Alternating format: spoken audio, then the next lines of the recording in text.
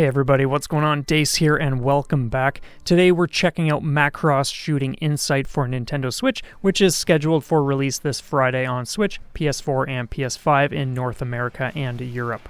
A physical version is scheduled for later this year. I received a review code recently from RedArtGames and have been digging into this a little bit, so in this video we'll cover the basics of gameplay, visuals, and audio, and a number of other things included in this package, plus my overall thoughts on the game. A huge thanks to RedArtGames for providing me with this copy. Macross Shooting Insight offers players a combination of horizontal, vertical, and top-down 360-degree gameplay styles. Stages may shift from horizontal to vertical halfway through, or during other times, you may find things switching to a top-down mission where you are free to roam the area to seek targets to destroy within a certain amount of time. You initially have access to Story Mode and Area Survey, which essentially allows you to tackle a selected area that you've already played through within Story Mode.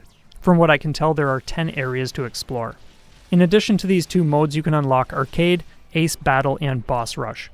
Each of the 5 playable characters has a unique combination of ship stats, including HP, attack, speed, lock range, lock-on, missile damage, and evasion, which is like a barrel roll maneuver of sorts to get through solid energy beams and whatnot. This variety allows you to narrow things down more closely to your preferred strengths and weaknesses when it comes to basic things like attack, ship speed, etc. It's interesting to note that each of these characters is from a different Macross anime series. The game includes a gallery and leaderboards, which is definitely a highlight for those digging into the scoring end of things.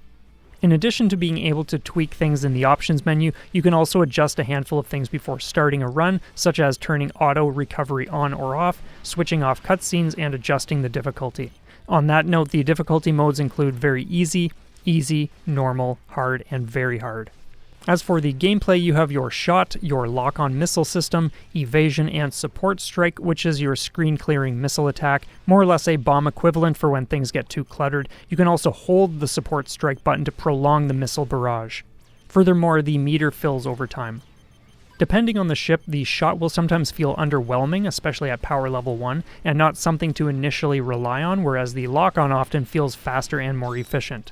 But if you collect enough of the orange crystals quickly enough, you begin to ramp up your shot's power level, and when you're sitting at level 5, then you may prioritize shooting more than locking on. But again, that'll depend on each player's play style. I found this to be a really cool system though, as it adds a layer of dimension to the gameplay instead of feeling as though there's only one way to juggle things.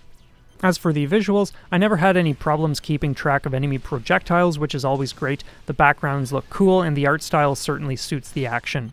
Menus are crisp and organized looking, and it adds to the game's overall polish.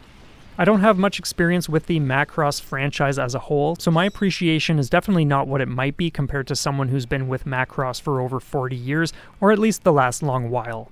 The music, for instance, was not my cup of tea, but I do know a lot of people are really into this kind of stuff. I'll leave off there for now though. I definitely enjoyed this more than I thought I might. It offers a gameplay experience that is both fun and engaging, and there's of course a lot more to unlock and sink into. Anyway, let me know what you think in the comments. Is Macross Shooting Insight something you're looking to pick up? The price is set at around 52 Canadian on the Switch eShop, and I'd love to hear what you guys think for those jumping in. Thanks so much for watching, and we'll see you next time.